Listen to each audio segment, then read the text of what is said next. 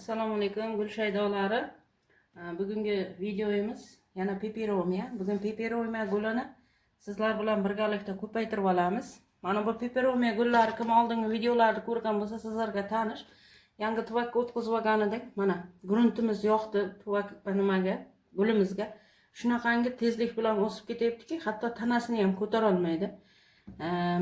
Mana bunisi varigatnisi shunaqa chiroyli.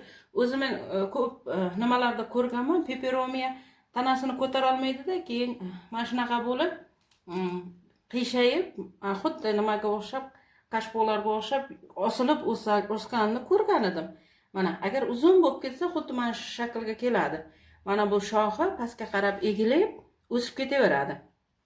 Shuning uchun agar peperomiyani qirqmasalaringiz, xuddi mana shu shaklga keladi.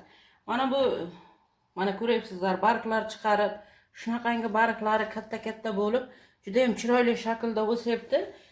Peperomiyani uxotlari haqida, nima qilishlari, o'stirish haqida, peperomiya haqida juda ham ko'p video qildik, gaplashgandik. Mana men sizlarga aytdim, mana bu peperomiya mana yerdan noto'g'ri qirqilgan deb, lekin bu ham mana barg chiqaryapti. Juda ham chiroyli bo'lib o'syapti. Mana barglar chiqarib, katta bo'lib o'syapti. Hozir mana shu peperomiya gulini so'rashgan ekan, qanday qilib ko'paytiriladi, siz qanday qilib ko'paytirilib chirinka qilasiz deb. Hozir mana shularni chirinka qilamiz, chunki tanasi og'ir bo'lib ketdi, ko'tara olmayapti. Demak, peperomiya gulini chirinka qilish juda ham oson. Nima desam bo'ladi? Xohlasangiz suvga soling. Xohlasangiz to'g'ridan-to'g'ri tuproqqa ekib qo'ying, farqi yo'q, o'saveradi. Peperomiyalar shunaqa tez o'suvchi, sizni qiynamaydigan gul hisoblanadi. Men mana oldin peperomiya ikkita shoxchasini olib tiqib qo'yganman suvga. Hozir ko'rsataman. Mana o'sha tomir olib, yaxshi bo'lib turibdi. Suvda ham mana shunaqa tomir olib ketaveradi. Mana shularni ham hozir ekib olamiz buni. Keyin mana bu yerda yana bitta narsa qiluvdim. Singonim Red Stop tricolorni qirqib solib qo'yuvdim tepa qismini. Mana shunday qilib bu ham mana tomir olib boshladi. Singonimlar, peperomiyalar, monsteralar, ularni hammasini suvga solsangiz ham, gruntga solib eksangiz ham o'sib ketaveradi. Men bugun mana bu stakanchalarga, kattaroq stakanga olib ko'paytirmoqchiman, chunki ko'ryapsizlar, juda ham shiddat bilan o'syapti peperomiyalarim. Tagida teshiklari bor.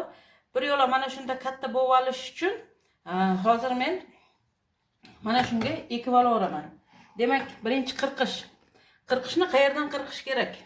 Peperomiyani agar mana bu yerdan qirqsangiz, mana shu yerdan shox chiqaradi. Uni foydasi yo'q, yana uzun bo'ladi. Peperomiyani shuning uchun pastroqdan qirqish kerak. Ana shunda pastki qismidan shox chiqarib, pastki qismidan o'sib boradi. Qayerdan qirqsangiz, o'sha yerdan tagidan shox chiqaradi. Shuning uchun iloji boricha tagroq qismidan, keyin tag qismidan kesganda e'tibor bering. Mana bu bitta barg, mana bu bitta barg. Mana shu ikkovining oralig'i bo'g'im deyiladi. Mana shu bo'g'imni o'rtasidan qirqish kerak. Mana ketdi. Hozir mana bunisini ham qirqib olamiz, chunki bu ham uzunroq. Mana bu yerdan bu ham ikki bo'g'im orasidan kesamiz. Mana bunisi shu shaklda bo'lib qoldi. Lekin bu ham juda tez shox chiqarib, tez o'sib ketadi. Mana bunisi varigatni. Buni ham qirqamiz. Mana varigatnisi o'zi mana bu yerdan shox ham chiqaryapti. Lekin baribir pastroqdan qirqib olamiz. Mana ikki bo'g'im orasi. Mana. Endi sal bo'lsa ham bechara tuvagi ham dam oladi, juda katta bo'lib ketgan.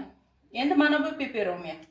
Hozir men bu peperomiyani shunaqa qirqamanki, keyin sizlar aytasizlar, "Voy becharani o'ldirdingiz" deb. Lekin baribir qirqishga majburman. Mana ko'ryapsiz, mana bu yerdan shox chiqaryapti.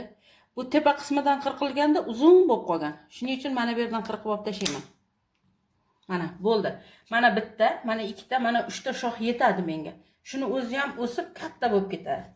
Endi mana bunisini qarang. Mana bu yerdan, mana bu yerdan qirqib olaman. Bunisini esa mana bu yerdan qirqib olaman. Mana bu bizga kerak emas. Mana shunday qilib chirinkalarni hosil qilib oldik. Mana bu barglarni qirqib tashlayman.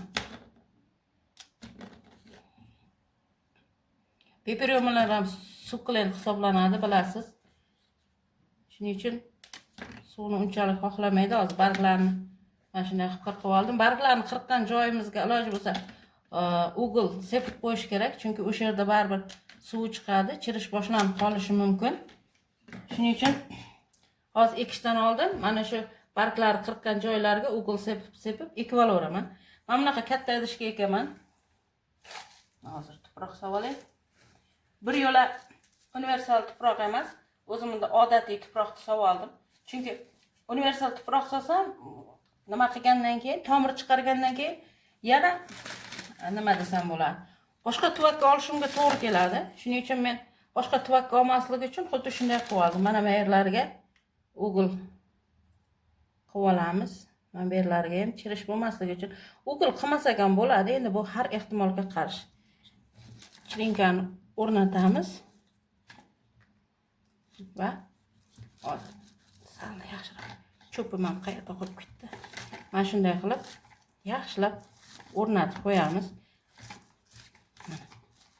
Chirinkani o'rnatib oldik. Mana endi bunga tagidan oqquncha suv quyib, ustidan sprey qilib shunday qo'yib qo'yaveramiz. Buni vakuum qilishingiz, salofanga o'rashingiz yoki konteynerga solishingiz shart emas. Suvni me'yorda berib, ustidan suv sepib qo'ysangiz, o'zi tomirab ketaveradi. Mana bu varigatnisi. Hozir bitta varigatnisdan ham mana bu juda ham uzun ekan. Agar ikkiga bo'lib olsak ham bo'ladi, lekin hozir bo'lishni xohlamayman. Tomir olib o'sib olsin, keyin bo'laman. Mana shunday qilib ozgina ugl qilamanda ekib olaman. Varigatnisdan ham bitta ekib ko'rsatay, keyin qolganini o'zim ekib olamanda, keyin sizlar vaqtlaringiz olmay, yana ko'rsataveraman. Cho'pimiz bilan o'rtasini ochib oldik.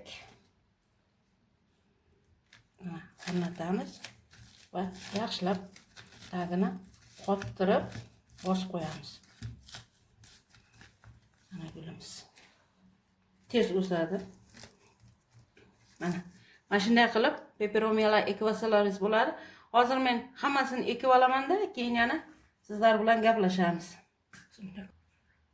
Mana hammasini ekib oldik. Mana peperomiyalarimiz ko'ryapsiz. Katta, ikkita kattasi. Men bunda ikkita kichkinasini, ikkitasini bitta tuvakka ekib qo'yardim. Bitta idishga, to'g'rirog'i. Juda hammasini ko'paytirib alohida qilib tashamay, chiroyli bo'lib o'sadi deb.